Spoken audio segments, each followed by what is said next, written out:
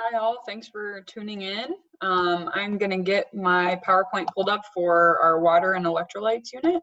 And my goal for today is to get through about half of this. So let me get it started. So again, today's topic will be water, electrolytes, and temperature regulation. They're kind of all mixed in together a little bit. So we'll talk about each of these components as it relates to nutrition here in a second. You might notice behind me that there is a tent set up.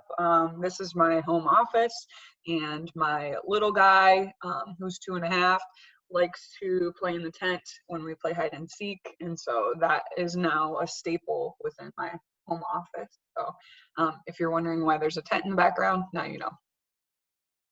So when we think about water, again, this is a major component of the human body. It's about 50 to 70% of our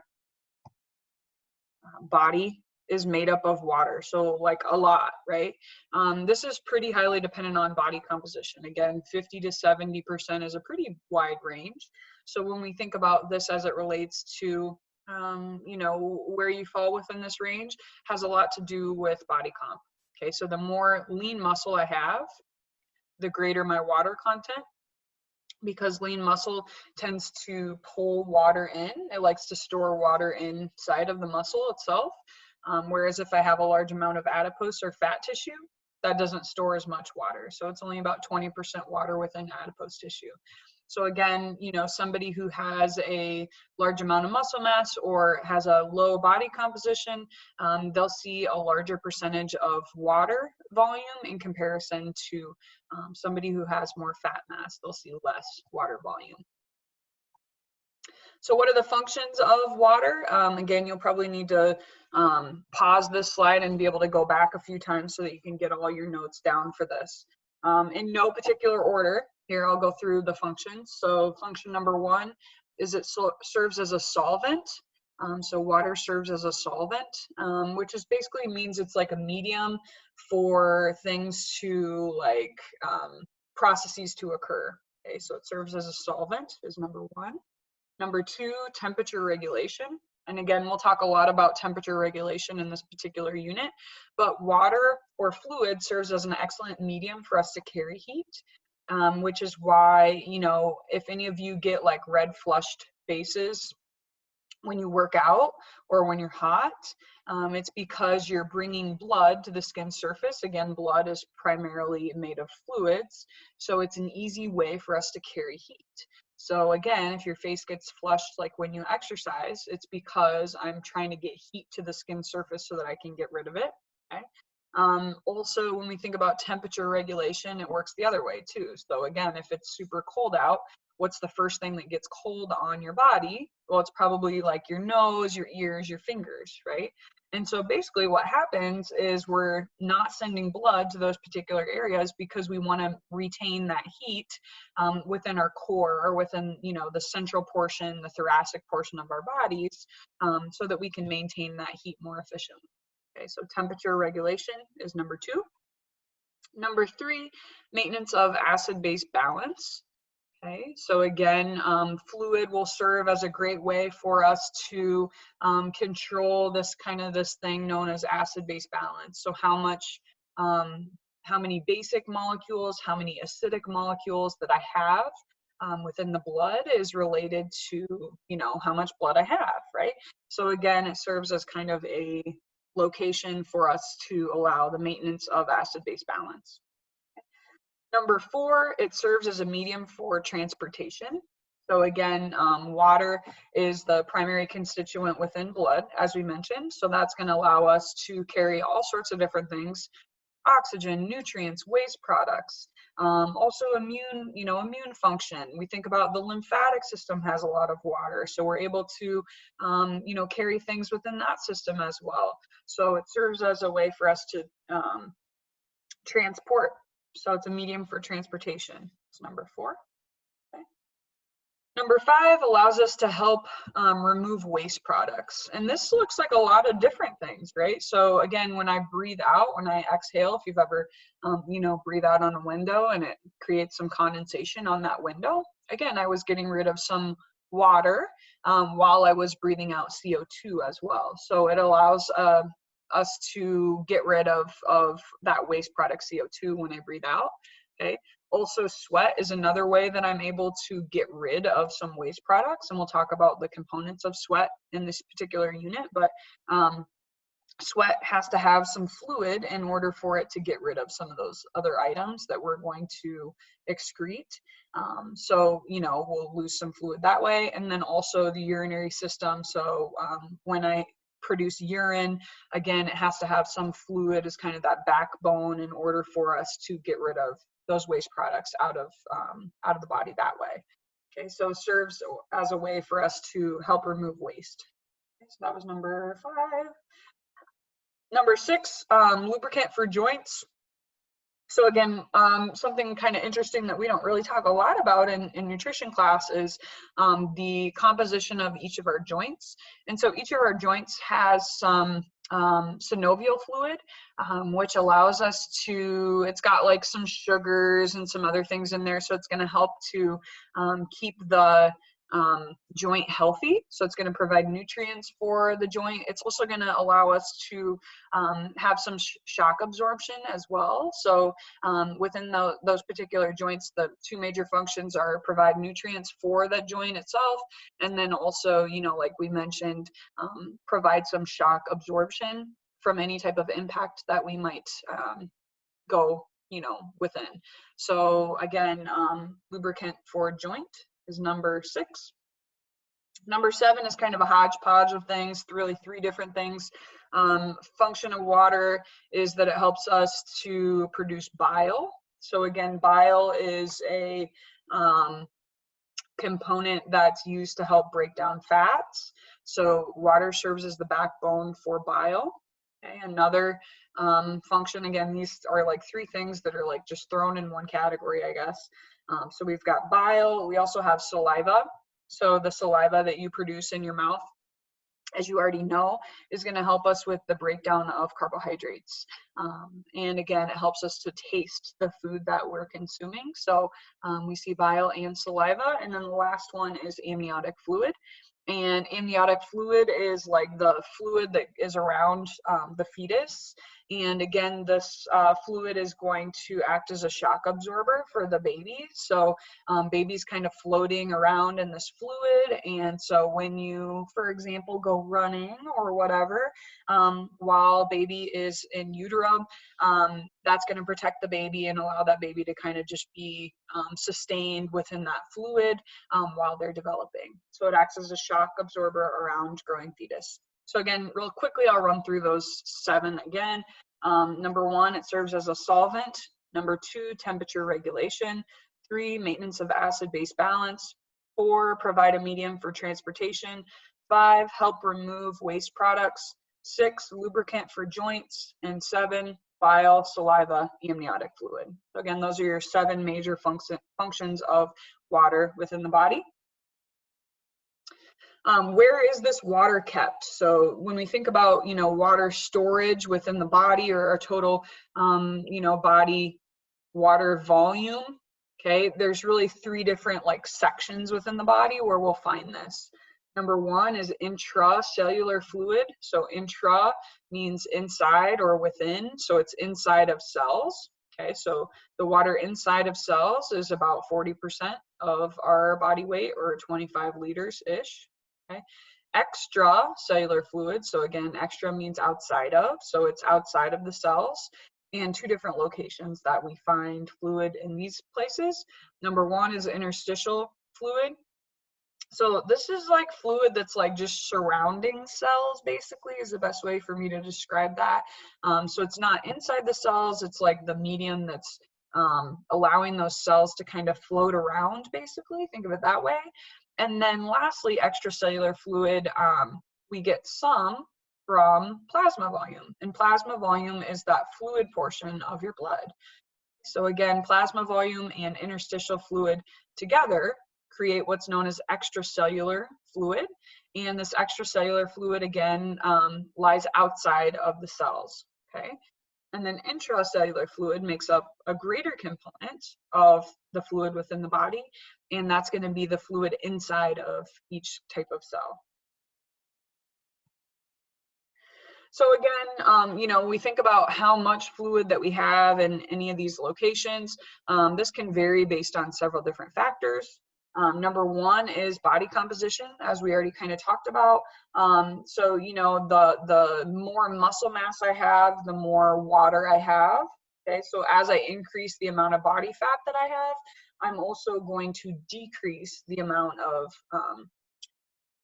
water within the body. Because again, fat tissue doesn't require much fluid in order for it to like maintain its health, basically. Think of it that way. Okay. Number two is carbohydrate content. So carbohydrates are very hydrophilic in nature, which means they're water loving. So for every carbohydrate molecule that you store, or every sugar molecule that you store, you're going to store 2 water molecules as well. So the more carbohydrates I store, the more water I also store. And again, that's because those molecules like to be stored with water. They're water loving. They pull water towards them. Okay.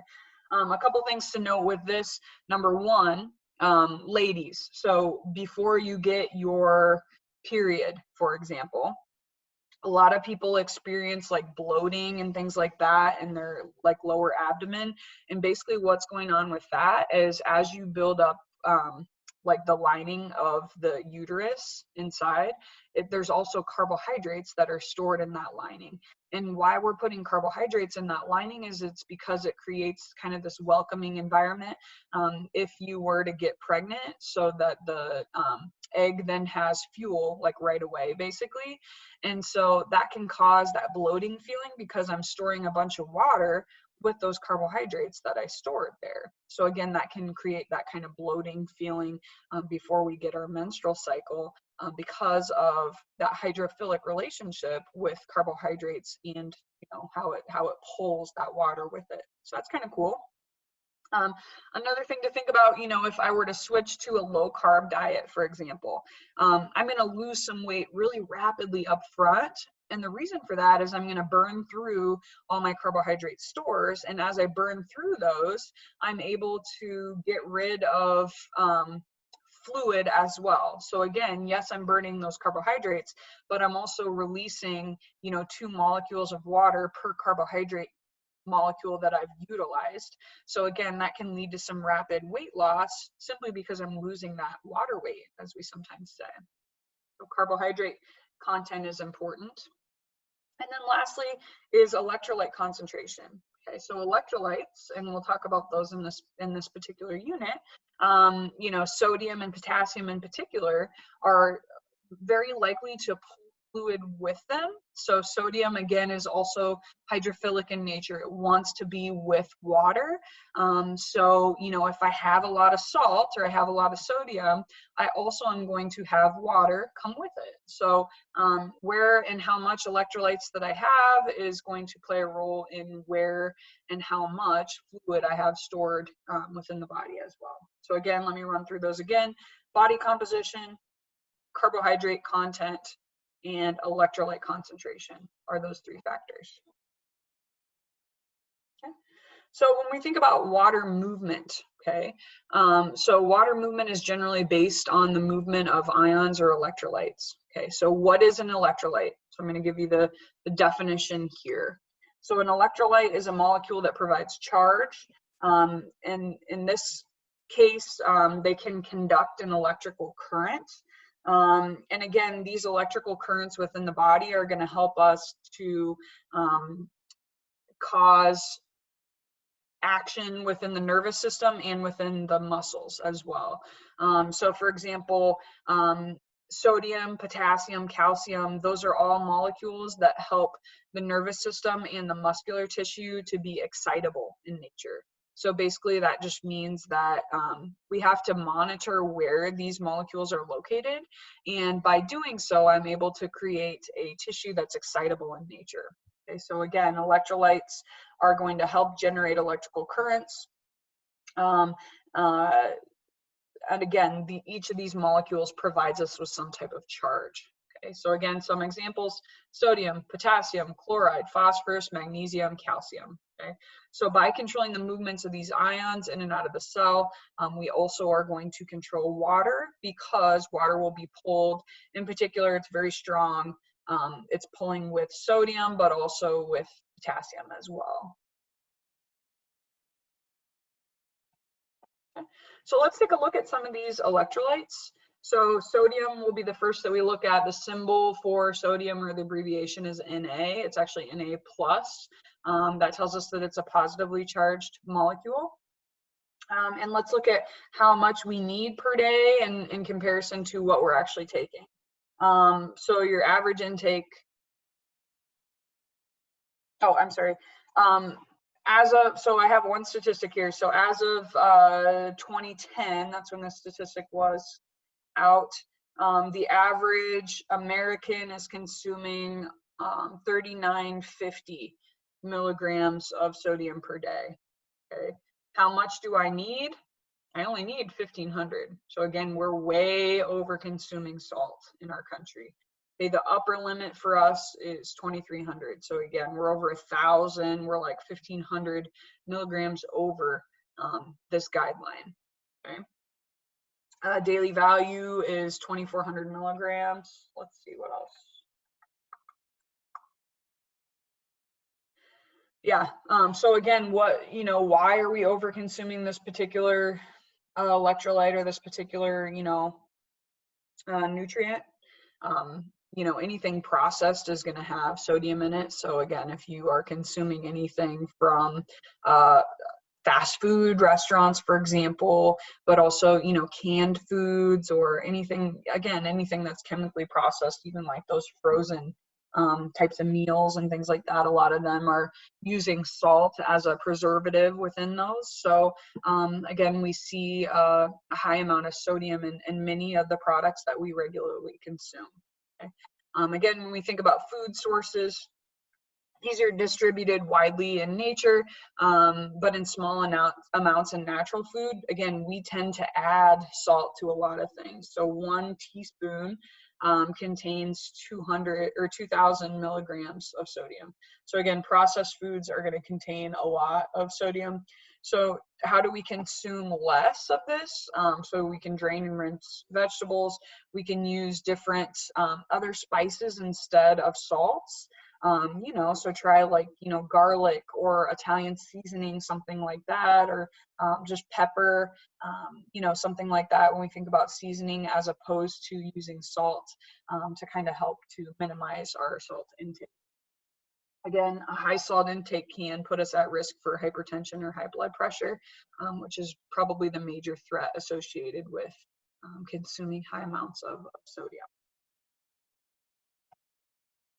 So what do we need sodium for? Again, we think about these electrolytes and what their functions are. Again, this is super important for us as it relates to our nervous system and the conduction of what's known as an action potential, which is basically like our ability to send signals within the body, and also within the muscles as well. So sodium is going to play an important role for excitatory signals that are sent within the nervous system, but also allowing our muscles to contract as well. So again, it can also help us to maintain appropriate body fluid balance and osmotic pressure. It's important for blood volume and blood pressure as well. So again, that's one thing to think about. If I'm over consuming salt, that puts me at risk for high blood pressure, which is also known as hypertension, because I'm retaining too much fluid within my blood. It's also an important component of something known as sodium bicarbonate, and sodium bicarbonate is an important factor for us as it relates to maintaining that acid-base balance that we talked about earlier. So again, you've got basic molecules, you've got acidic molecules. I have to be able to balance those out to keep my body in the appropriate range of like acidity versus basicness. Think of it that way. So sodium bicarbonate is an important component for establishing and maintaining that relationship. potential ergogenic effects as well. So particularly in endurance sports, we see some products, some supplements that contain sodium bicarb or sodium bicarbonate. And again, the idea with this is like this molecule is very basic in nature. And again, if you're doing a lot of work, if you're exercising hard, you're producing a lot of acidic molecules. Excuse me. So if I consume some of this basic, if I have more basic molecules coming from this product, then as I consume more acidic, as I produce more acidic molecules from exercise, I'm able to balance these things out, right? Does that make sense? So again, I have a higher capacity to produce acidic molecules from exercise if I consume this product that had basic molecules in it. Okay. Again, how effective is it? Not super effective, and we'll talk about that when we get to our ergogenic unit. But you know, it is a product that is available, and we see some mixed reviews in regards to its effectiveness. What happens if I have a deficiency in sodium versus, you know, consuming too much? As we said, sodium's an important component for, you know, our basic function. What happens if I, you know, have some sort of imbalance of sodium? The hypothalamus, which is like a lower area within the brain, is going to control the release of something known as aldosterone. And aldosterone is a hormone that's going to come from the adrenal gland. And basically what aldosterone is going to do is it's going to help to regulate how much sodium that I'm retaining, okay? So aldosterone is going to stimulate the kidneys to reabsorb sodium. So basically what this means is if I release aldosterone, I'm going to retain sodium in my body. I'm not going to get rid of it. So I want to keep it inside. I'm going to lose less of it in my sweat. I'm going to lose less of it in my urine in order for me to maintain the amount that I have. Okay. So if I increase aldosterone with low blood osmolarity or low sodiums levels, again, that's going to help me to retain the sodium that I already have. And I can also decrease aldosterone if I have too much sodium. So that means that I'm going to excrete more sodium in my urine. I'm going to excrete more in my sweat as well. Okay. Short-term deficiencies in sodium can impair exercise performance, can lead to some cramping issues and things like that, as we talked about in our vitamins and minerals unit. So that can become an issue when we think about sodium deficiency. Again, fairly rare to have sodium deficiencies, with the exception being hot, humid environments when we're doing a large amount of exercise or we're having a high metabolic rate. So again, those are the major issues that we see with sodium deficiency. Much more common to have excessive amounts of sodium, particularly for our general population. And then those effects are going to be related to hypertension or high blood pressure. Okay, chloride is the next electrolyte that I wanted to kind of touch on. Again, its symbol is Cl. It's a negatively charged ion. So again, you might also see that it's got a negative at the end of it as well. So again, looking at how much we're consuming, you know, 2.3 grams or 2,300 milligrams. Our upper limit is 3,500, and then our daily value is 3,500. So again, we're a little under consuming this nutrient. Where do we get chloride? Can come from a variety of different sources. Our dietary intake is a lot of times closely associated with sodium. So again, you know, chloride often is coupled with sodium from a chemical standpoint. So we can get that chloride, those chloride molecules that way as well. What's its major function? Again, it's going to work closely with sodium, so it's going to help us with regulation of body water. Also can help us with that electrical potential across cell membranes. So again, giving us the capacity to send signals, particularly within the nervous system, is going to be somewhat related to our chloride levels on either side of the cell. So like inside the cell versus outside the cell. And then it can also help us to form hydrochloric acid within the stomach, which you know is an important enzyme associated with the breakdown of foods within the stomach. So again, chloride is an important component of this chloric acid. Well,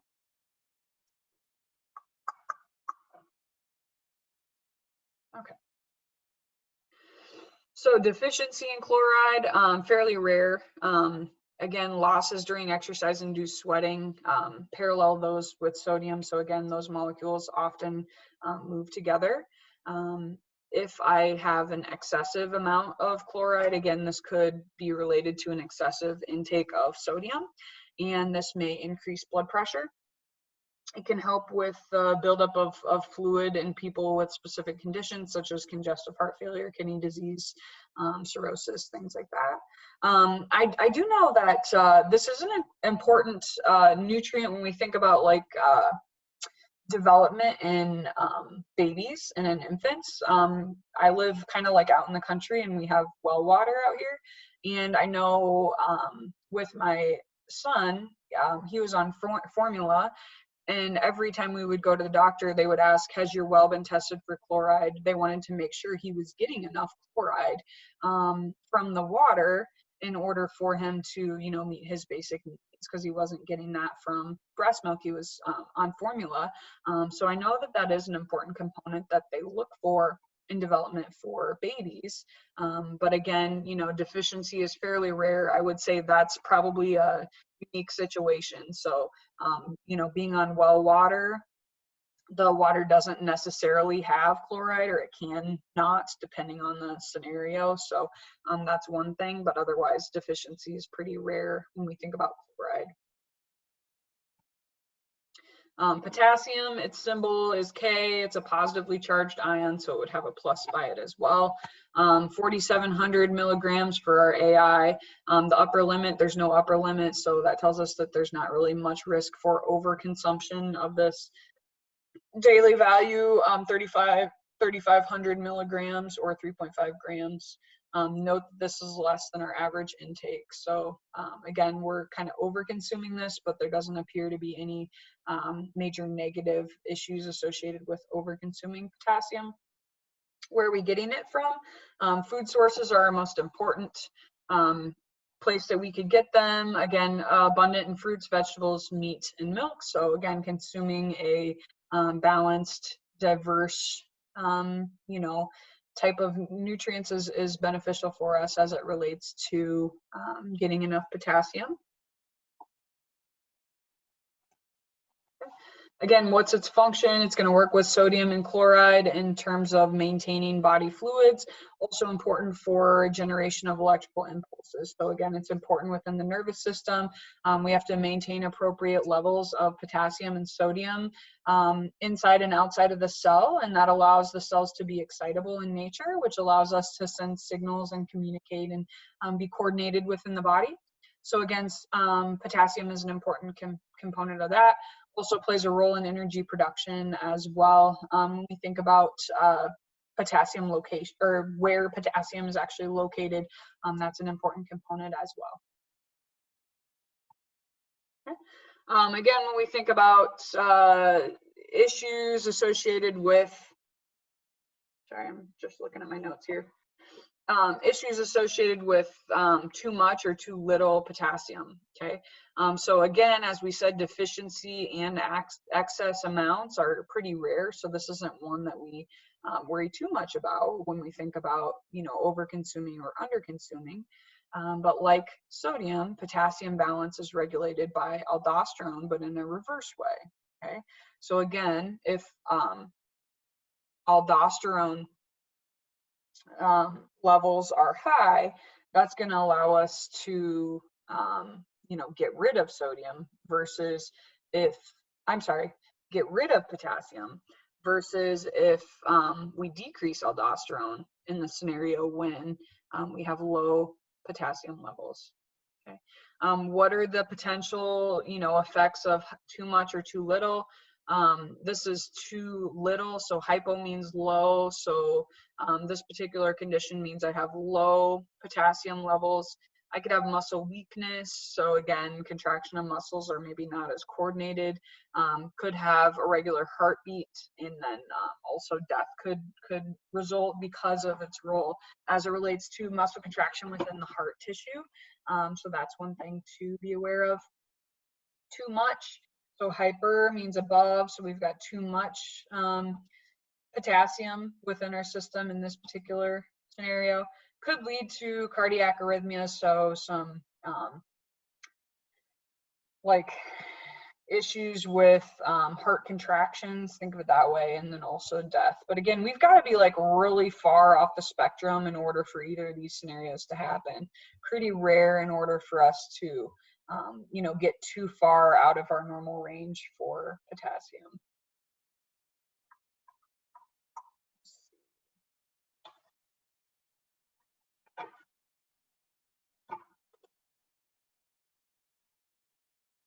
Again, just one other thing to note that I had written down here in my notes was really the only time I might see this particular issue is if I'm fasting. Okay, so again, if I've been fasting or starving, something along those lines, I might see, you know, low potassium levels in that scenario.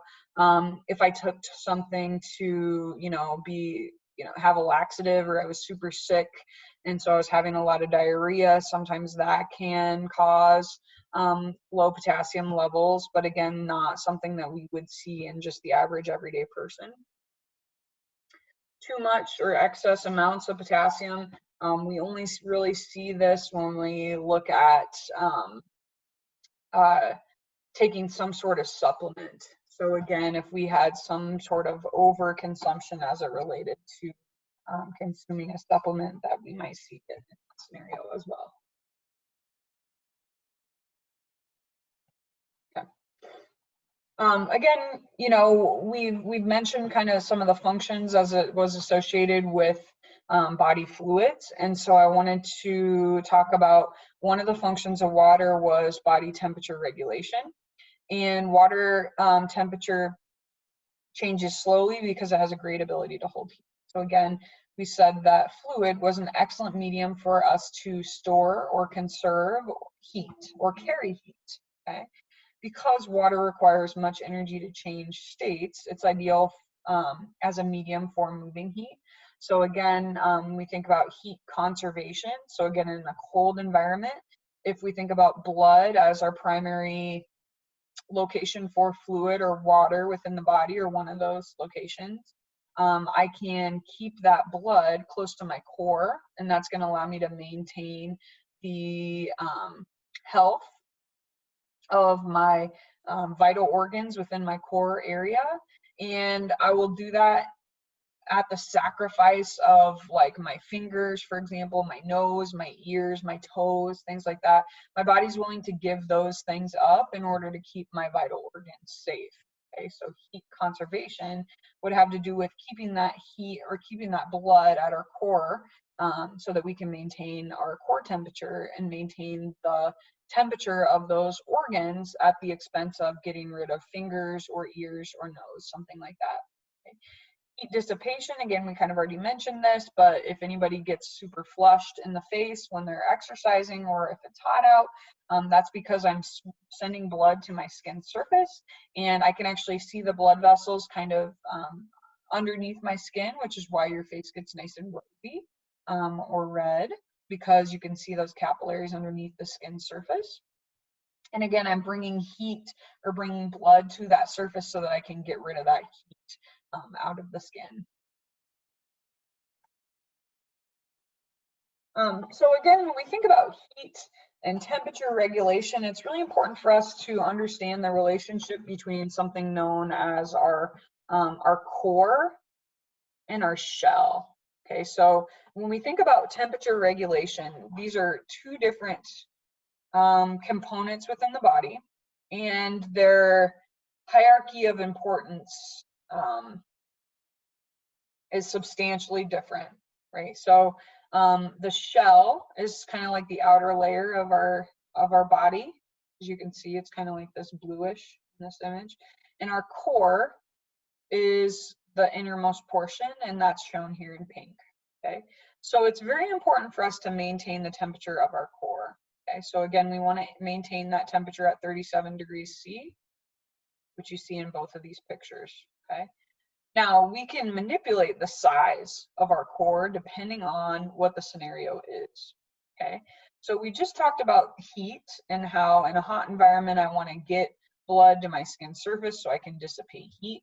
So basically, if it's hot out, I want to increase the size of my core so that I can get rid of heat via the skin surface. Okay, so I'm sending heat to these different locations so that I have a greater capacity to dissipate that heat versus if I just kept everything right at the center.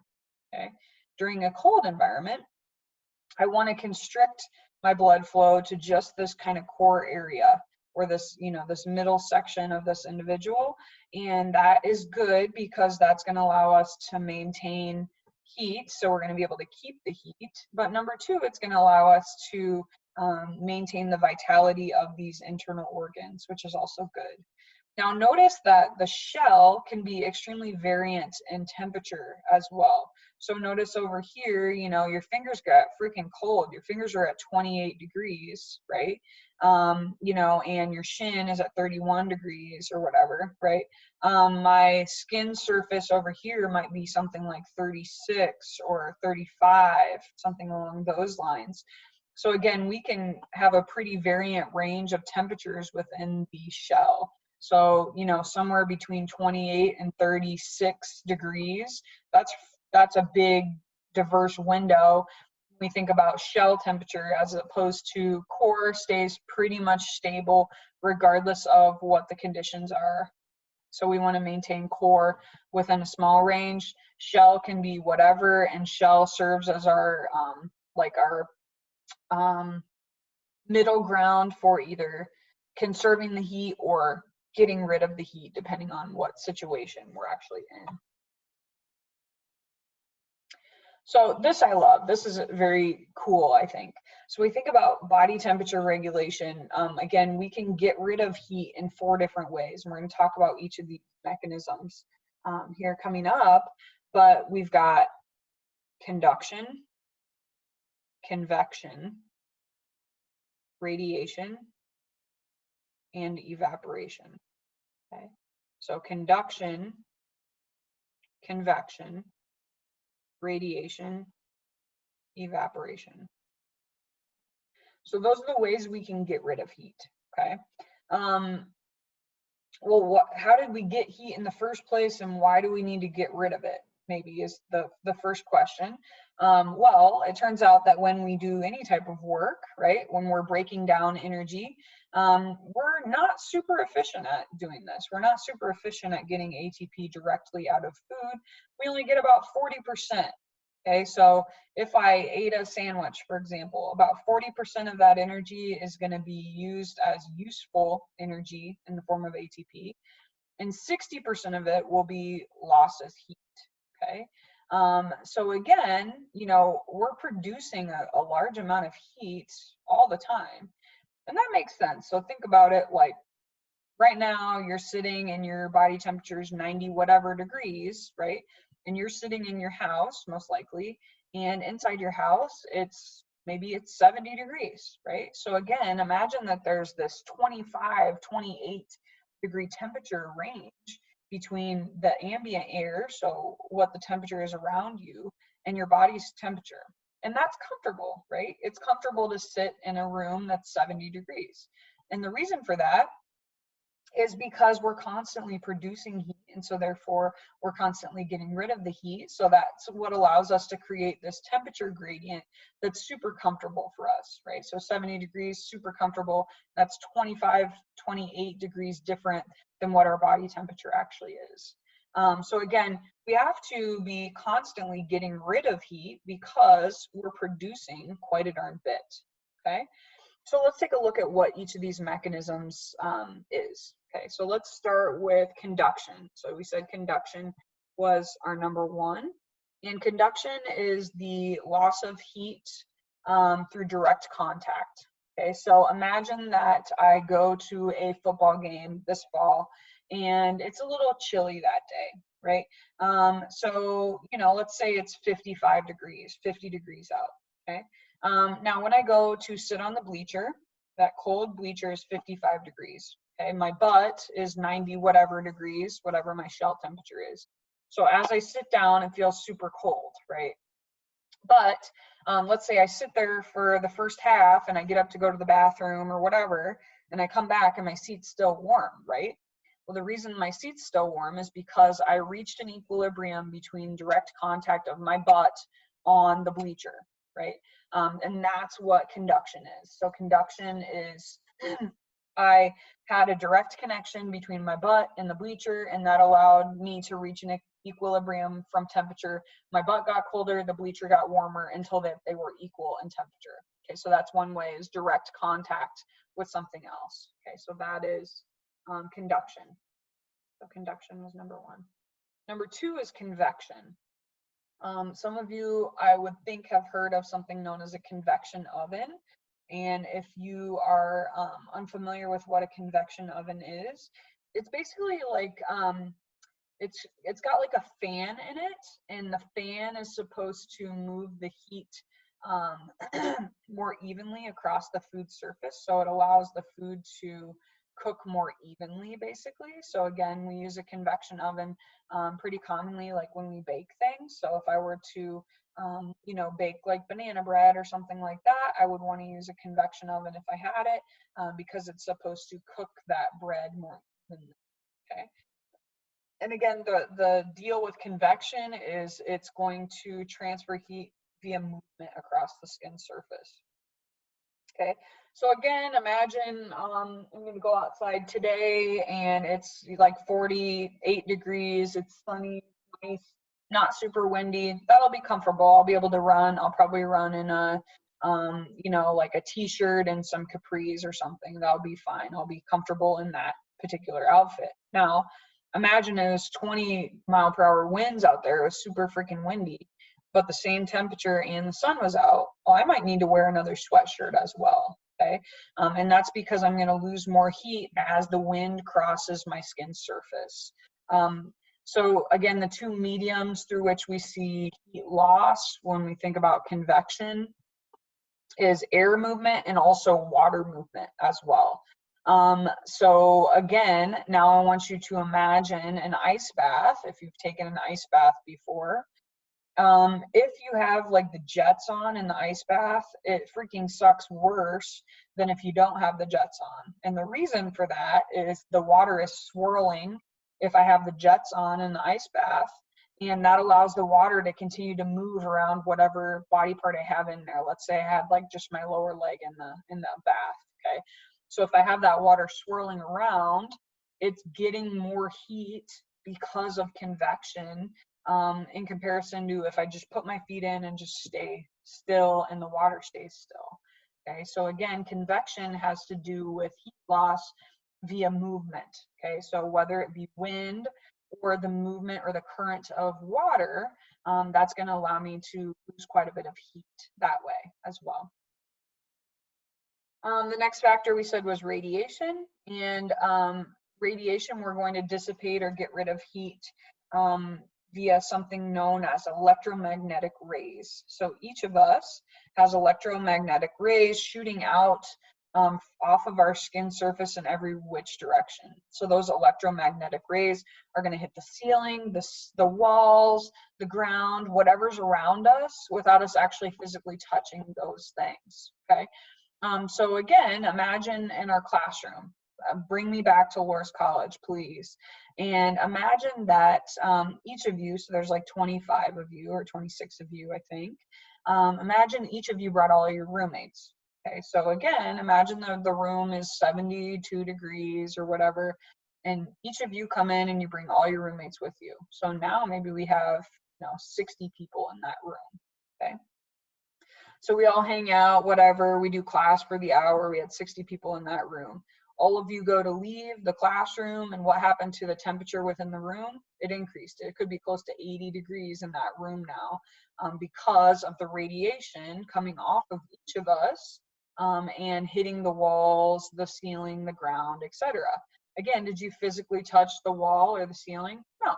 but those electromagnetic rays coming off of you were dissipating heat and bouncing that heat to any surface around you. Okay? So that's what radiation is. Radiation, that's the way we gain heat from the sun as well. So the sun's rays produce these electromagnetic rays as well. So if it's sunny and 60 degrees, that feels pretty freaking good, right?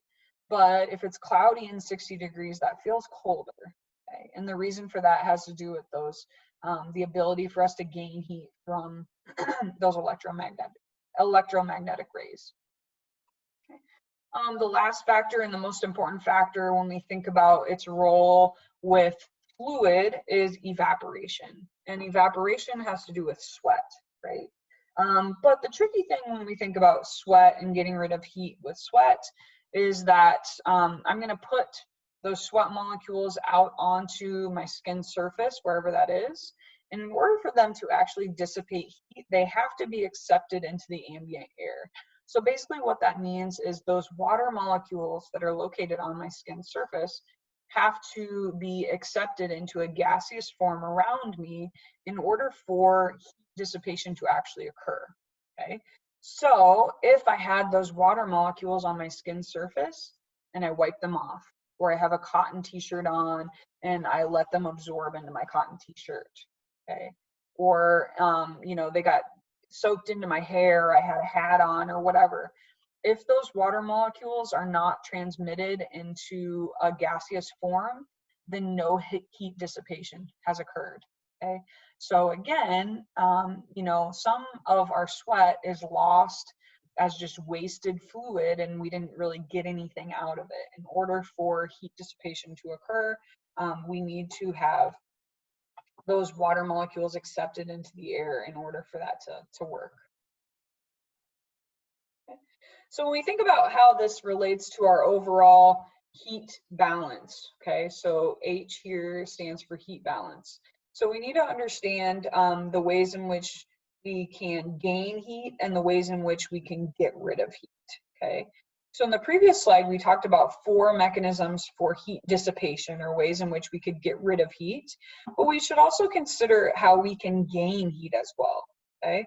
So our resting metabolism is going to produce heat. So again, anytime I'm breaking down calories, I'm going to be producing some heat, okay? So resting metabolism will contribute to heat gain, okay? W represents work done. So any type of exercise or any physical activity or anything above and beyond my resting metabolism will also contribute to heat gain. Okay? Conduction, convection, and radiation can serve as heat gains or heat loss, right? So they can either give us heat or get rid of heat, depending on the situation. So let's look at conduction first. So again, we said conduction. We gave the example of the football game, sitting on a cold bleacher. That was one way for me to get rid of heat, was me sitting on something cold, okay? Now imagine that I put a heating pad on my leg, for example, okay? If the heating pad is hotter than my skin surface, that's going to provide me with a heat gain, right? I'm going to gain heat from that heating pad because the heating pad was hotter than my skin surface, okay? Convection, again, we gave an example of how we would lose heat with convection. So again, if it's windy outside, we're going to lose heat that way. Or if we put our foot in an ice bath and have those jets on, I'm going to lose a significant amount of heat that way. I can also gain heat through convection, such as the convection oven, for example. So again, the idea is that that hot wind is swirling around in the oven, and that's going to allow us to cook whatever that food product was more evenly and also faster than what it would if there was no blowing air within the oven. Okay. Again, radiation, we can gain heat from the sun, or we can get rid of heat through those electromagnetic rays coming off of our skin surface as well. Okay. Now notice that evaporation is the only of these components that is strictly a heat loss. Okay, so evaporation serves as a heat loss for us. It's the only we can't gain heat from sweating. We can only lose heat. That's the only option for that.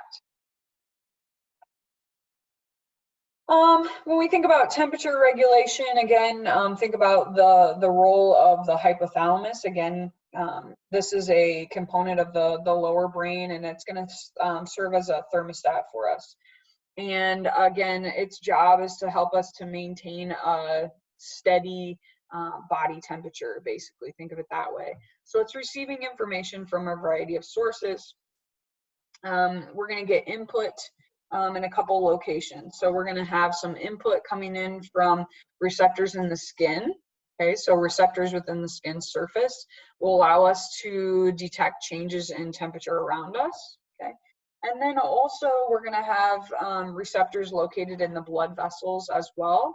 And that's going to allow us to monitor what our blood temperature is looking like. Output, so what can we do? So basically, you know, like if this thermostat, like if we detect a change in temperature from either the skin or the blood, we got to do something about it. Okay, so we can do 3 different things. We can sweat, so we can activate our sweat mechanism so we can get rid of heat. If it's cold, we can cause muscle contractions such as shivering to occur, and that'll allow me to produce more heat so that I can kind of warm up. And then circulatory system compensation. So again, I can you know, manipulate where I send my blood. Do I want to keep it at my course? Keep it in my core so that I maintain temperature or conserve heat, or do I want to send it to my skin surface so that I can get rid of heat? So again, circulatory compensation has to do with where do I want to send that blood in order to determine what's going to happen with that heat. I think we'll stop there for now.